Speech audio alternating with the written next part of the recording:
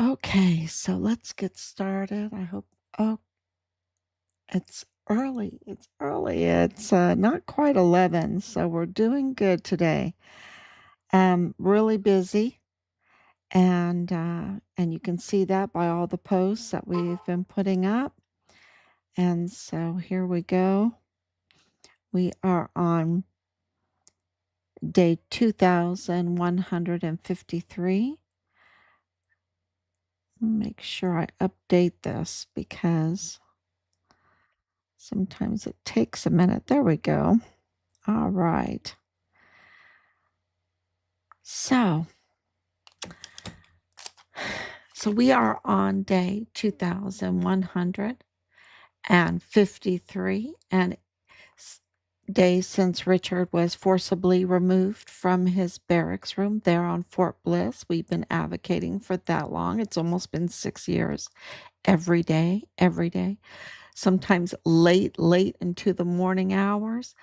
But it can't be helped. This is what it takes because you see the corruption, right? You see the corruption. You see the cartel infiltration, the organized crime, the terroristic organized crime. I just received a message that Antifa were given like 100 years in prison. I didn't want to mention that because I didn't read about it yet, but I was told that. So please comment if you know something about that.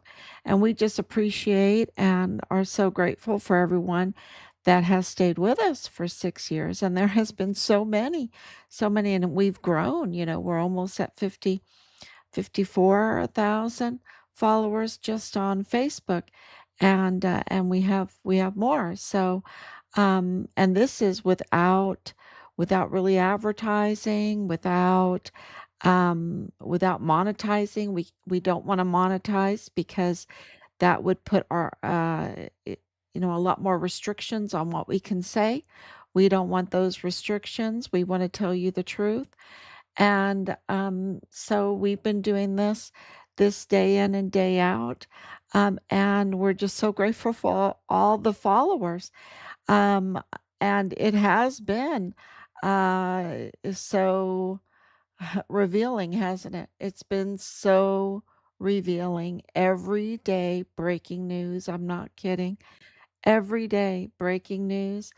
And we've been through so much with with uh, learning the attacks on Richard.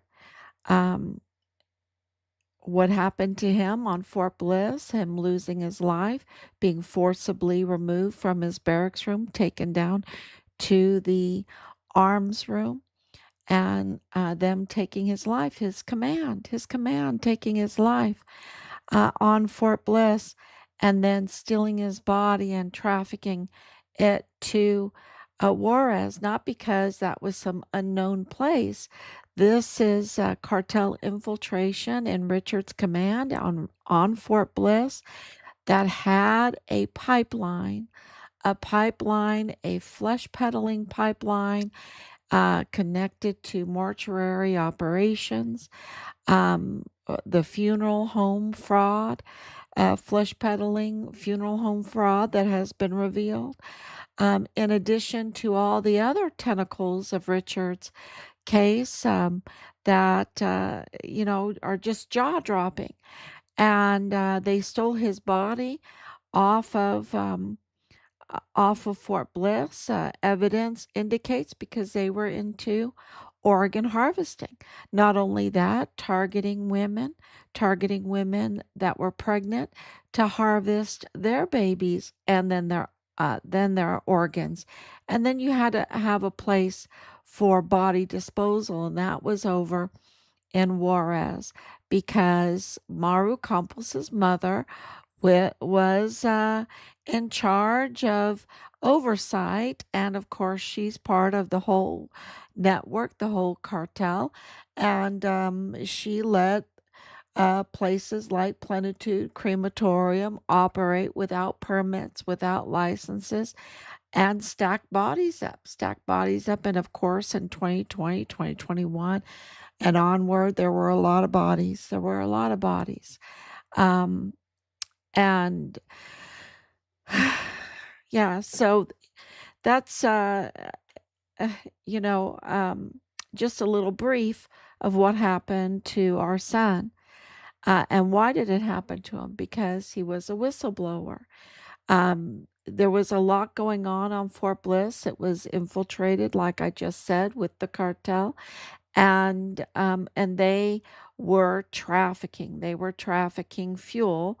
They were trafficking weapons and anything that wasn't bolted down.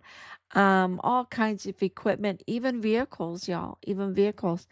And of course, they were human trafficking. And human trafficking, people have to understand, especially child trafficking, it became more lucrative than the drug trafficking. And so it became, you know, a big deal. And of course, the emergency intake center, 500,000 children trafficked through Fort Bliss. And those children came through the tunnels, right? The tunnels came through the border, drove over the border, walked over the border, went through the tunnels, um, maybe even flew in uh, uh, to the area and then put into this emergency intake center. They put all these nice names, but it was really a death camp. A death camp. And now we hear from President Trump's administration that they have found 146,000 of those children, and many of them are saying that they were sexually assaulted um, uh, 600, 700 times each. Um, and of course, we know that many of them are no longer alive, the children. So it is really a blessing that they have found 146,000 of them. And we don't really know the true number.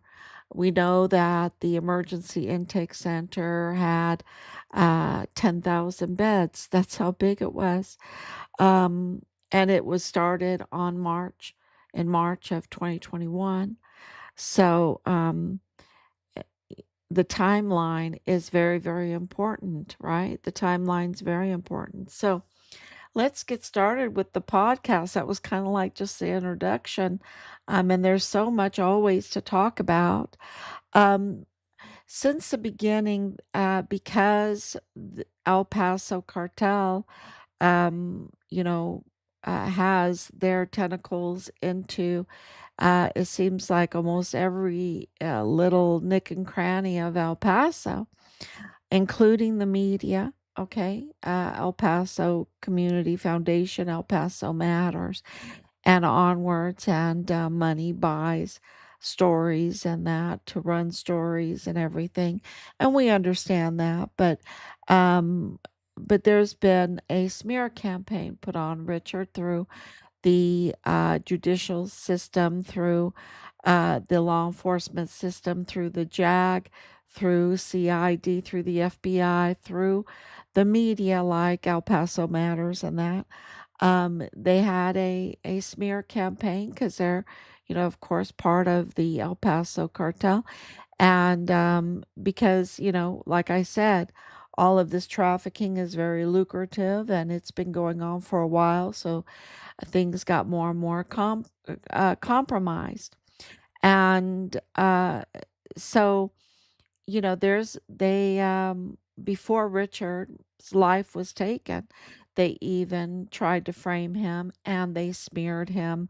And then afterwards, they really put out a smear campaign, which really confused us at the beginning. We're like, why are they smearing our son? And what they're saying, the evidence does not support it, right? It does not support it. So we, at the beginning it was a little bit confusing until we had some real moments in our investigation where you just have to sit down and take some breaths because you find out that Bob Moore of El Paso Matters and his family were in on targeting Richard before he was even his life was even taken, and that this whole network of people that, said they are supposed to help, are supposed to be investigative journalists, or supposed to be investigators and judicial officers and all of that, um, turn out to be part of the compromised El Paso cartel. Not all of them, but a lot of them. And they had this um, smear campaign on Richard and even in the military. And so we really thought, we've been working very, very hard, and we have debunked all of them, and the evidence has supported that, and we submitted it. And then Richard was designated deceased because of it, without his remains, y'all, because the evidence is so strong. And then, of course, the redesignation of in the line of duty, and then the confirmation by President Trump in not one but two letters that Richard's death is very important to national security, because he was a hero, that he um, was courageous and is worthy of all respect from Americans. And yeah, so he confirmed, and he's got the intel, right? He's got the intel, and he's got all of our very robust. My friend goes, "You got a robust amount of evidence." Yeah. So all of our evidence, um, uh, but we still have these stories out, even though we've did a cease and desist, and we've been fighting this group to uh, correct the record on Richard. But they are, their lives are at risk if they do that, because they're part of the crime. They're part of the crime against Richard, and being part of the crime against Richard is being complicit and part of the crime against the Walmart mass shooting, that they're part of the Walmart mass shooting, and the election tampering, the false narrative against President Trump to sabotage the 2020 election. And you know how sensitive that is. That's so sensitive. And they, because look, you just have Antifa just getting 100 years in prison. Okay, so what they've done with Richard, and we believe they even collected funds from his remains and everything. The fraud is just that big. The fraud is just huge.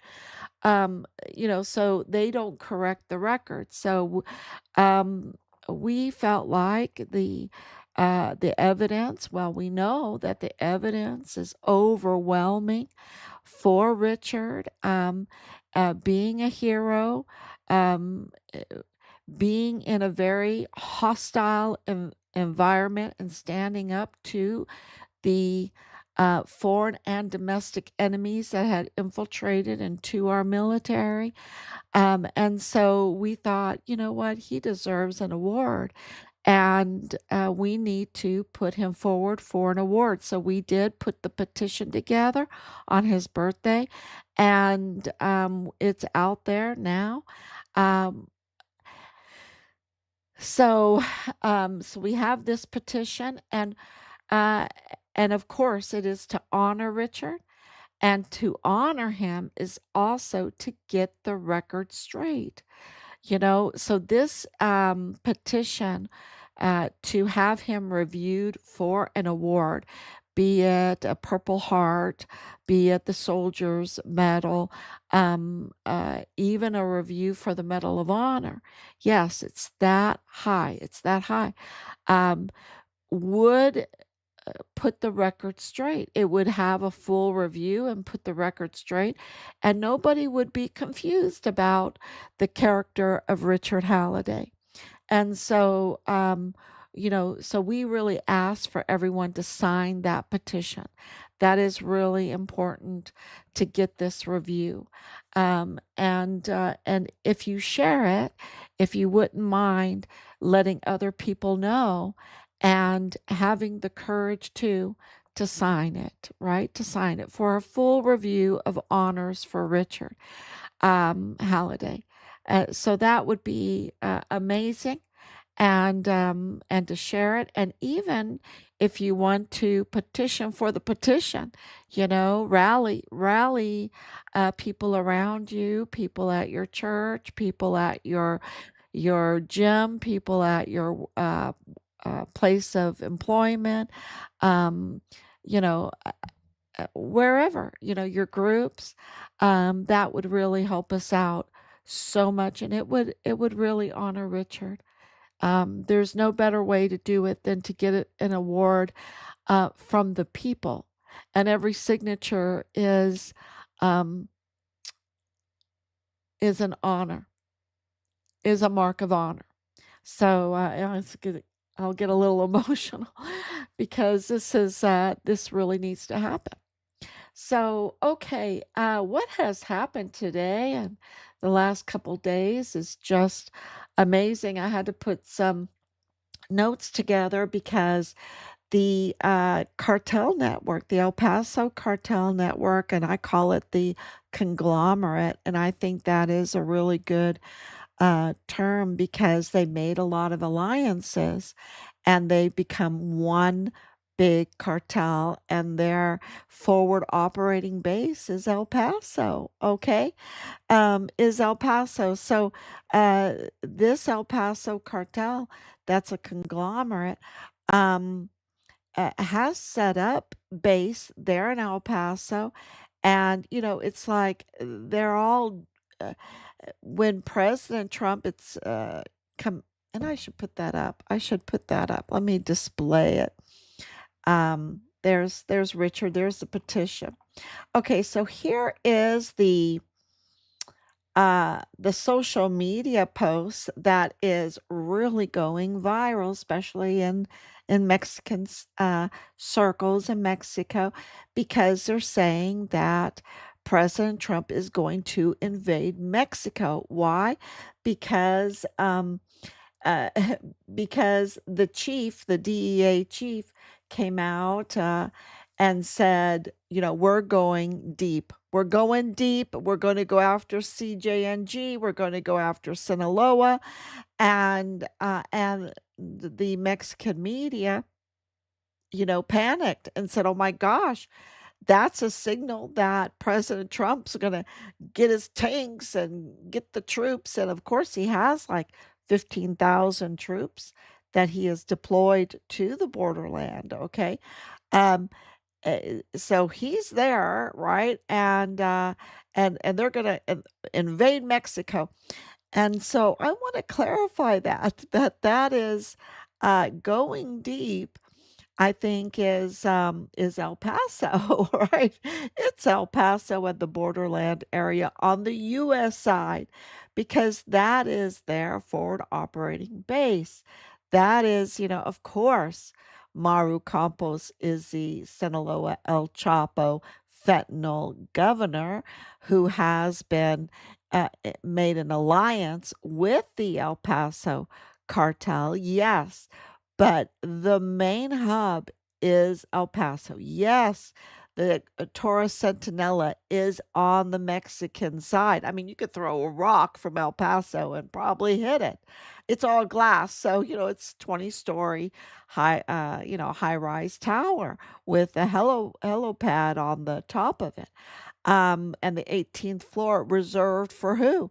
Reserved for DEA and CIA, and so FBI and DPS and ATF and Homeland Security, CBP, all these agencies to be working over there on her secret payroll. Um, you're wondering who's doing the funding, who's doing the funding. So, finance is looking into this, right? Even Mexican finance investigator agencies are looking into this. That has been confirmed. And so, yes, it's on the Mexican side, but the main hub y'all, because the money laundering, right? The money laundering, the visas, the property, the bank accounts, the businesses, the cash businesses, all that. It's in El Paso. So going deep would be going deep in El Paso. And so I don't think if you're in Mexico, I don't think you have anything to worry about. I really don't. Unless you are CJNG, unless you are the Sinaloa cartel or La Linea. Now, he didn't mention La Linea, but, if you're, well, which is part of Juarez cartel, I know, and La Linea is just, the things because they're brutal, right? They're like CJNG and Trinidad. That's why I kind of separate them out because people need to know that they are the arm of a very brutal arm of the Juarez cartel. And I know there's another one too. Um, so, but I'll leave that to President Trump and the DEA. I'll leave it to his war on the terroristic organizations because that is what he has to treat them as because that's what they are. That's what they are. We've got to live in reality now, right? We get reality now. We have got the red pill, and so I just wanted to really clarify that because I think that's really important. I put together MARU Campus's breathalyzer test. So many people have shared information with us that Maru Campos and many people in her administration have a real bad drinking problem. Now, like anybody, we all like our good wine. I kind of favor beer, I like a Stella, right? A good Stella. I just don't think it makes, but of course, through these 6 years, you can't even drink any kind of alcoholic beverages or whatever because you have to put on the full armor of God. You don't have time for that. You don't have time for that. It is all, moving forward, no time for sleepy, no time for relaxing. You've got to, move forward. But, it seems that Maru Campos and many people in our administration, they're not, they haven't been in that kind of battle for the people of Chihuahua, like we are in the battle for Richard Halliday, our son. She, uh, rumors have it that there's a lot of tequila.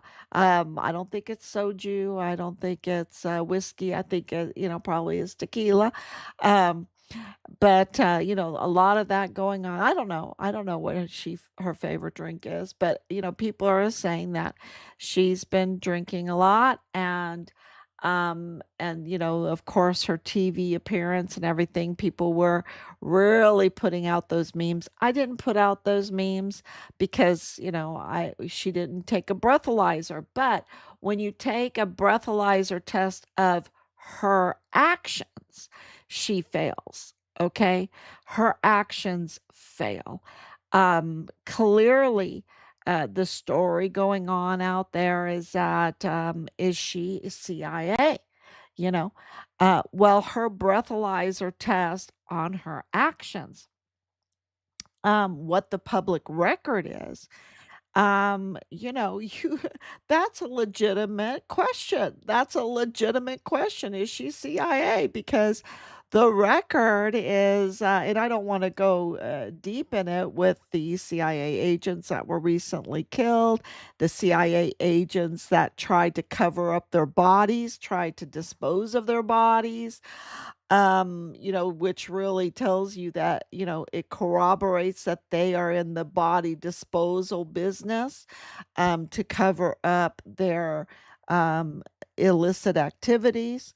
Uh, you know, uh, when you go into her administration and them being in the FBI training center there in Quantico, the academy there, you're just like, really? What's going on here? And then, um, all of the money laundering, the embezzlement, the secret paychecks, the bringing in Cesar Paneche, and the whole Pemex um, siphoning the fuel from the people of Mexico and Chihuahua to sell to who? The police. The police. So let's steal it from, the cartels are going to steal it. Then, Grupo Carvel.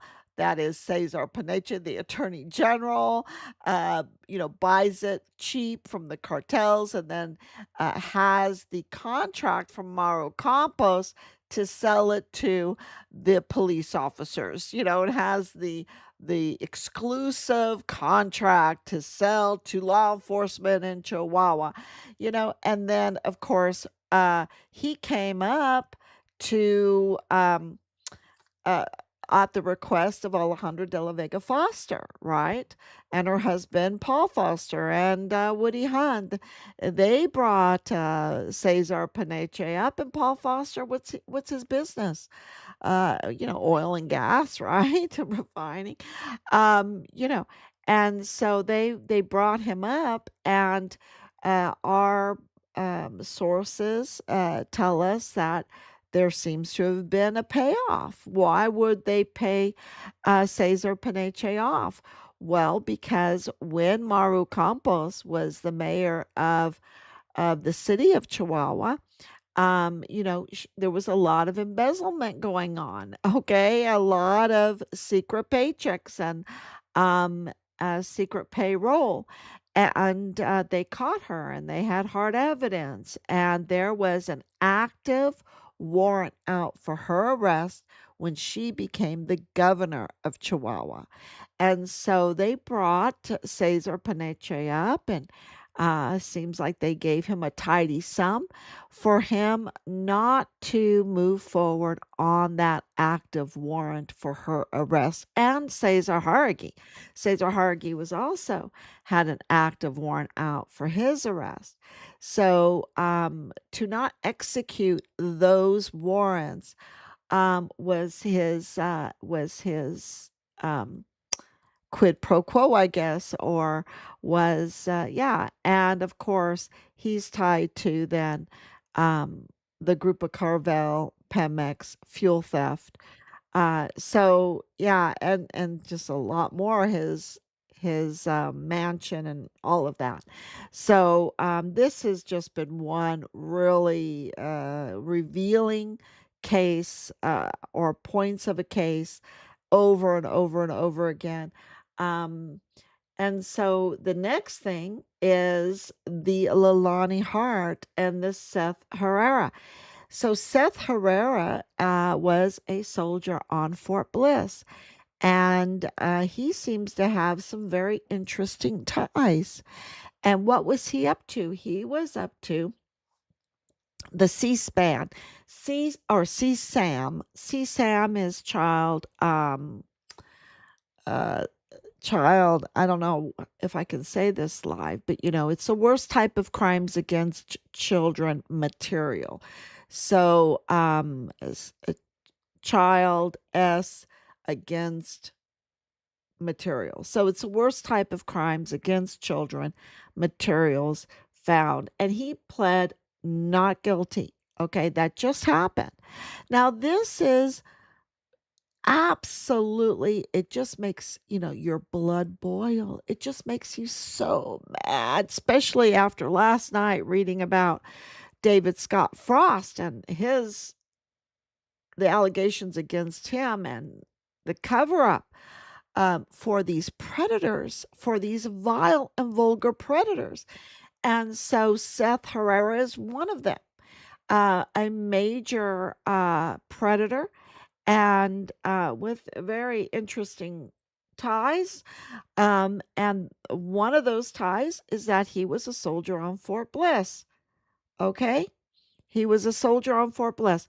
And, the thing is that CID and FBI had the opportunity to stop this kind of crime, to really, and I don't want to say stop like 100%. I mean 99%, they could stop it because Leilani Hart, a convicted criminal, yes, she's the mother of the prime suspect in the taking of our son's life. Richard's platoon leader, Dallas Wayne Hart, is the prime suspect. Um, uh, you know, and Leilani Hart is his mother and a convicted criminal. And right there on July 24th, 20, I believe 22nd or 24th, um, 2020, right, right there when Richard's life was taken, she confessed. She confessed to the worst type of crimes against children, facilitating the worst type of crimes against children, failure to report for years and years, even decades, the worst type of crimes against children, having movies that see Sam, having CSAM on children. And so I'm wondering how many years this guy got, because Leilani Hart, and if you've been watching, you know that we have been calling out for Leilani Hart's arrest for years, for years. And we have filed, y'all. We have filed. Yes, we have told Jared Brown, the special agent in charge in El Paso, at the FBI field office, to arrest Leilani Hart. Before that, it was Special SAC Morales, right? A special agent in charge, Morales. Every time we could, we would say, arrest Leilani Hart. There was no reason not to arrest her. And why her, right? Why her? Because it's a domino effect. It's a domino effect. And she absolutely, all the evidence is there to arrest her.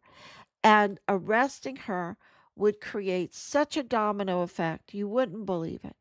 And so many children would be spared the horrors of these predators. Because at the end of the day, everything we talk about, all the crimes that we talk about, at the end of the day, you know, where does it lead to? It leads to access to children, okay? To the worst type of crimes against children. The worst. And so this is why, Leilani Hart absolutely needs to be arrested. So, hashtag arrest Leilani Hart. And of course, she has several aliases, right? And I put those aliases up. So, yeah. The next thing is explain Mayella, right? The Mayella Crucius family. I mean, you have the news media. This is to tell you this cartel controlled, uh, this is why you know that the narrative against Richard was false, because you have this same news media withholding the fact that Crucius has family in El Paso. And what they're doing, they're misleading the public with Ernest Christopher Grant as their media sweetheart, saying the most divisive, vile, vulgar, untrue things that happened at the Walmart, um, and not protecting and not mentioning the Mayellas. Right, the Mayellas that work in the federal courthouse, where the case is being heard, the Mayellas that's working in the DA's office, where the case is supposed to be being prosecuted, the Mayella that's working in the FBI with Todd Petkus and David Frost, the lead investigators of the Walmart mass shooting, that are so dirty, these botched, dirty agents that are triple, double agents, whatever, working for MARU Campos and um, the Fiscalia, right? In the Fiscalia with Carlos Manuel Salas. It's just uh, explain Mayella. right? Explain Mayala. And then you have him also working in Walmart cybersecurity. That's why we don't have the videos. That's why the videos were tampered with, right? So, we have the impossible timeline for the Walmart mass shooting. It is a total impossible. There's no way it could have happened the way they said. Okay, no way. It's totally impossible. So, what does that mean? That means that it was orchestrated and that it was staged. And all of our evidence, uh, hard evidence, confessions, statements, videos, audio recordings, the whole court case, all of that confirm that it was orchestrated, it was bloody, and it was staged, and that the Mayellas, uh, then who helped do it? Who helped do it? Explain, Mayellas. Okay, explain.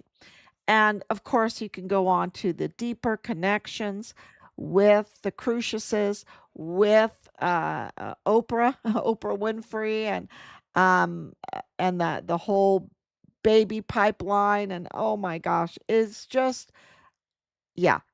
Explain Mayella and Crucius. It is just absolutely criminal, criminal. Um, and also very cartel, right? So, let's go to the next, yeah,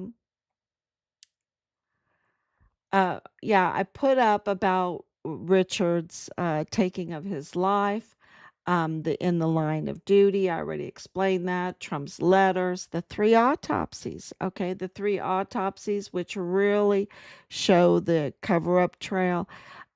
Richard's belongings, his privately owned rifle, that is a huge piece of evidence. The transfer of that is a huge piece of evidence. I'll be talking about that. Um, and so, his remains trafficked uh, to where we believe um, was the Plenitud crematorium. So the evidence just points there from every direction. And of course, we have uh, now the um, state prosecutor's office or agency there uh, putting a request in for a red Interpol notice to Interpol for the extradition of Jose Luis Arellano Caron, one of the owners of the Plenitud Crematorium. Why extradition? Because he lives in El Paso. That's why Trump needs to go deep. He needs to go deep into El Paso.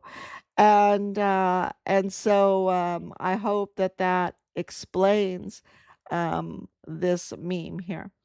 Let's see. Oh yeah, I did. I should have put the Predator Seth Herrera up. I got another picture of him too. Um, and here is the affidavit, the confession of Leilani is 5 pages long. This is just one little part of it. It's bad. It is so bad. And of course this yeah. Uh yeah, and I did the is MARU Campos CIA? Yeah, that's a good question, right? I did that. So, okay, that's um now the Abbott Campos treaty it's a treasonous treaty. But all everything happening from the Supreme Court with the visas, visas are a big part of that. Um, and also the FISA to allow them to give them the legal protection to spy. That is, um, so you have the cross border, the 18 wheelers that they said, oh, we'll let them cross. MARU Campos is so great, so fantastic. You remember when Governor Abbott was saying that this is the best border policy ever? It's like, oh my gosh. He, um, yeah, President Trump needs to go deep, and it's going to be right there in Austin, Texas. It's going to be in the governor's house, mansion, whatever, right? Because they were allowing 18-wheelers, the biggest source of trafficking. I mean, you got to check those 18-wheelers, but they were like, "Oh no, we're not going to check them. Oh no, nothing. There'll be nothing there, nothing to see. Let them go fast through the border." I mean, crazy stuff. So, yeah, the Pegasus spyware, that has all been hammered, y'all, with the non-renewal of the FISA, and of course with the the recent um, Supreme Court decisions. So, you know, it's yeah, the El Paso cartel. Um, Yeah, they're gonna go in hiding, you know? I think they're gonna go in hiding, and that's why President Trump needs to go deep. They know where all those tunnels are, y'all. They know where all those tunnels are. They know where Zorro Ranch is for Jeffrey Epstein. They know where those tunnels are. They know where the tunnels are. I think President Trump, when he said go deep, or his DEA, um, uh, what's the DEA's name? Chief Terry Cole, um, going deep, they knew exactly what they were talking about. So, and it's on U.S. soil. So, are there some cartel in Mexico? Yeah, but he's handling that in a different way, isn't he? He's letting President Scheinbaum handle that and get back the Mexican sovereignty, because she knows her country, and I think she's been really very, very strong. I think she's been very strong. I've been really, because it's a narco state, right? And her um, deal that she made with the EU for legitimate trade with the EU, I thought was amazing. All the extraditions, all of the, um, you know, well, the investigation for treason to the homeland against Maru Campos, I mean, it, she's been very strong. So, and you have to remember, most politicians, they have been fearing for their lives for years and years. That's why they were compromised, because if they didn't go along with the cartel, they would be hanging dead from overpass, or beheaded, or shot, or in a fiery ambush cartel um, or car crash, right? Something like this, and this is still going on. So, yeah, um, I think she knows what she needs to do, and she's being strong. And so, yeah, I think this is going to be very good for Mexico to get their sovereignty back for their people, and that's the battle that President Trump is undertaking right now at every turn, to get our patriotism back, and to get our sovereignty back, and to get our economy back to be a legitimate economy. When you're taking away this trafficking economy, billions and billions of dollars, you have to replace it with a legitimate economy. And so he's been, and everyone has seen it. I don't even have to tell you that that's all he's been doing, is trying to bring in a legitimate economy on very cheap fuel, that coal will be cheap, oil will be cheap, so that we could actually make something, and grow and be prosperous. So, yeah, it's really amazing. Okay, so I think that really was amazing what has happened, and I'll read through the comments. God help this case. Thank you so much. And let me tell you, he has his hands. Look, we found out who Nadal Bayim was. You know, they were absolutely hiding his name, just like this Seth Herrera. In the post, they really didn't put up his name. You had to go to the article and read through the article to get to his name. Their names need to be out there, these predators. And with what happened to Nadal Bayim and talking about our son's uh, dead body and everything, and they wouldn't tell us who he was. We had to find out who he was on our own in our own investigation. And that story is a miracle story. Okay. It's a miracle story. So God's hand has been on this the whole time. It's when God is on your side, they just don't have a chance. They don't have a chance. And that's why we're moving forward when they just thought, never, never will that family ever find out what happened to their son. And we have, right? And we have. Um, what do you think about the El Paso ISD and all the money missing? Oh my goodness, I think there's mass resignations right now, right? And you have $52 million in the hole that they were in deficit. Yeah, I can tell you why, because they're cartel. They put in Manny Chavira as their El Paso ISD police chief, and they were paying those cartel police chiefs or the police chief, and he didn't even have a peace officer's license, y'all. Okay, there's all these complaints about him. Okay, they put him in. I think it was a quid pro quo right after the Walmart mass shooting. I think he was at the MacArthur Elementary School, which is elementary school I used to go to, um, for the meetup after the Walmart. He was just a fireman, right? Just a fireman, and they made him the chief of police and gave him this big salary with all these other, and I'm not saying all of them. I'm not saying all of them, but I'm saying that there were a lot of those officers that were up to no good. And why? Because under the schools, many of the schools that are on the border, there are tunnels.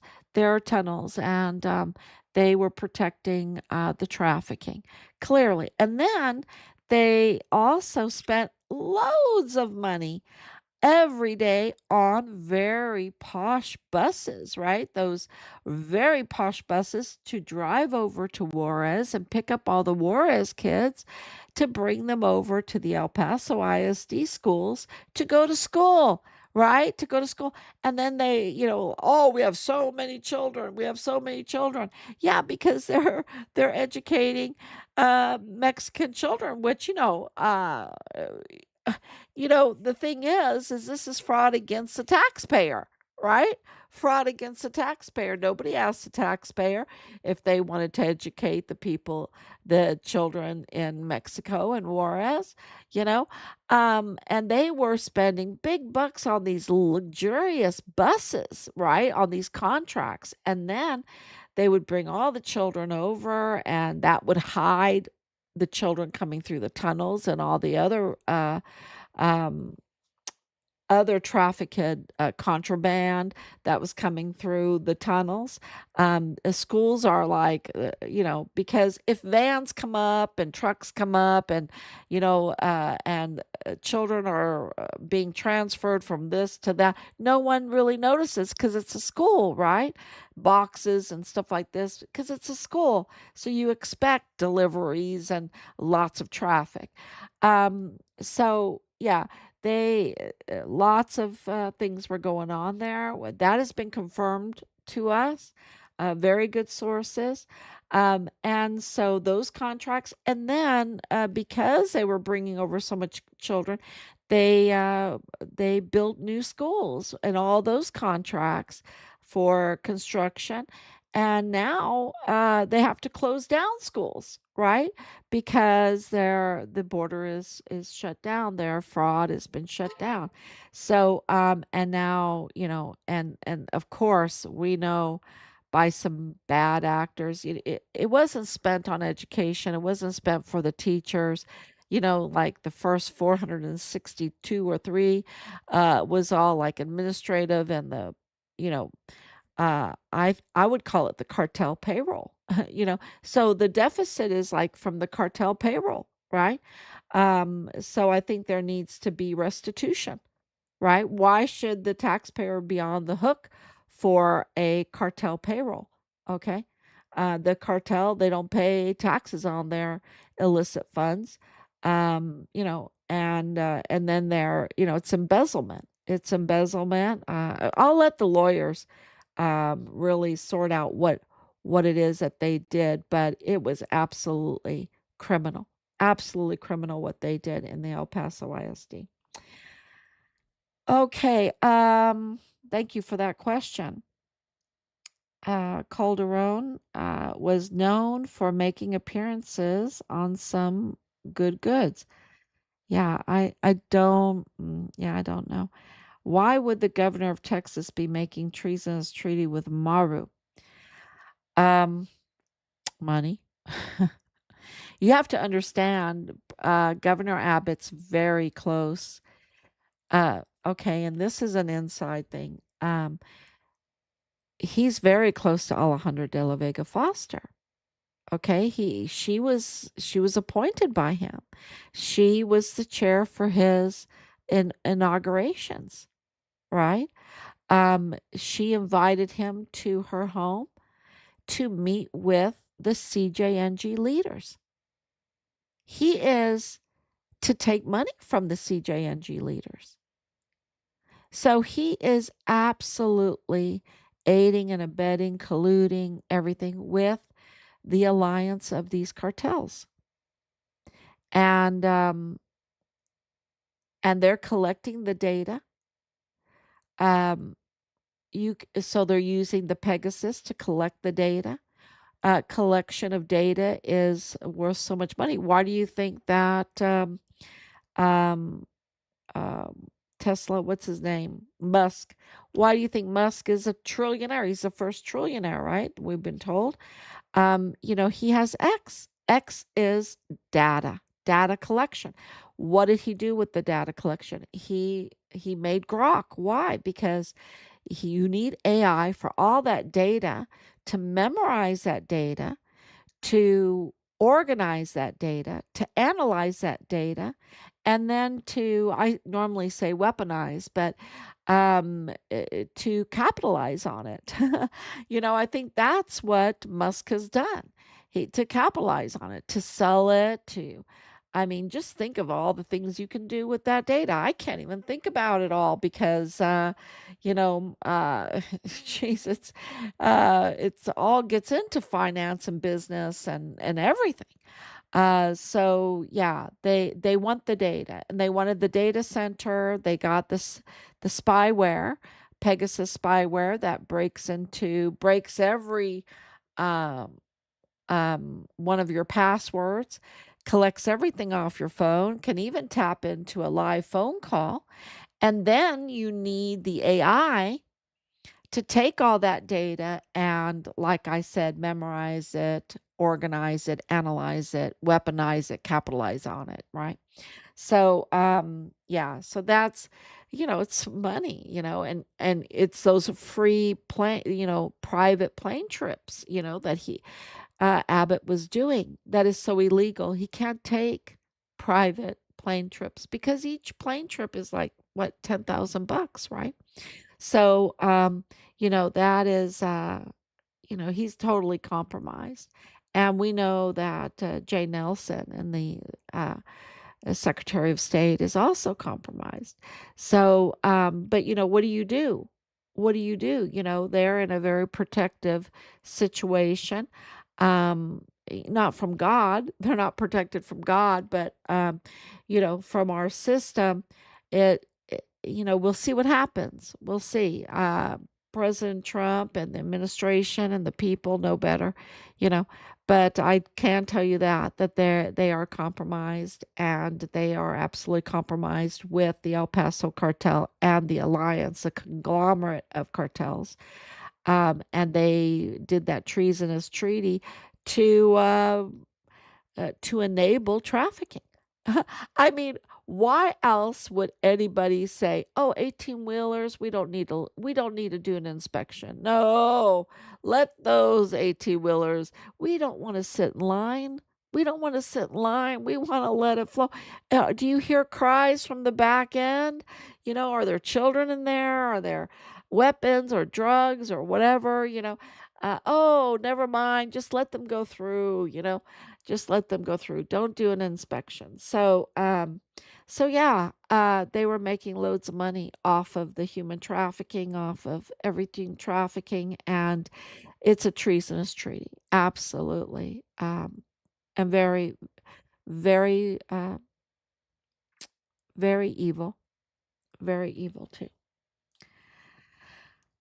Okay, why would the governor of Texas, okay, of its known Mexican government is run by narcos, why make treaties with them? Oh, yeah.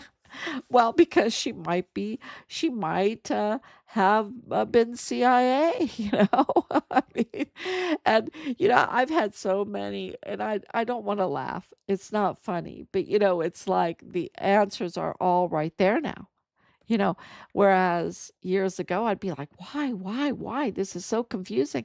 And now it's like, oh, the Epic is a failure. Epic is the El Paso Intelligence Center, which is the intelligence community. They're a failure. And now you have President Trump coming in, and everything's being exposed. And of course, with our work, um, and there's several other people.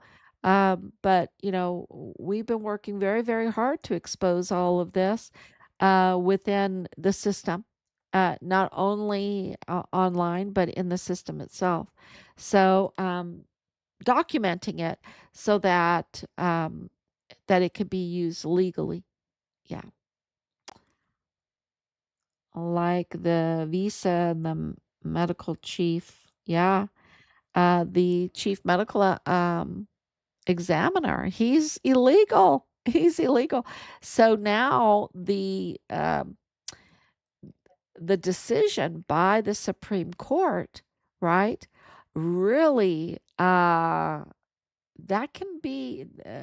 Let me say that Mario Ruskin Ortiz has some worrying to do now, because he can absolutely be thrown out of the country. And he's been collecting like $500,000 from taxpayers for years, to what? Tamper with bodies, with autopsies, to keep the cartels, flesh peddling and um, body count, whatever. Yeah, he was brought in by Veronica Escobar, just to let you know, right? Um, yeah. So thank you so much. Okay, everyone. We are going to get finished before midnight. So that is wonderful. I hope you enjoy your evening, your night sleep, whatever, wherever you're at. Maybe your new day, because we have this international. I have people internationally watching this. And I just want to remind everyone again about the petition, how important that is to have Richard's files reviewed, and the correct character of Richard to be out there. He's a hero, yeah. He's a hero, and we're very confident with that. And that's why you can be confident too, signing that petition. Thank you so much. God bless you. And I will be back tomorrow, God willing. Arrest Leilani, FBI. Arrest Leilani. Bye bye.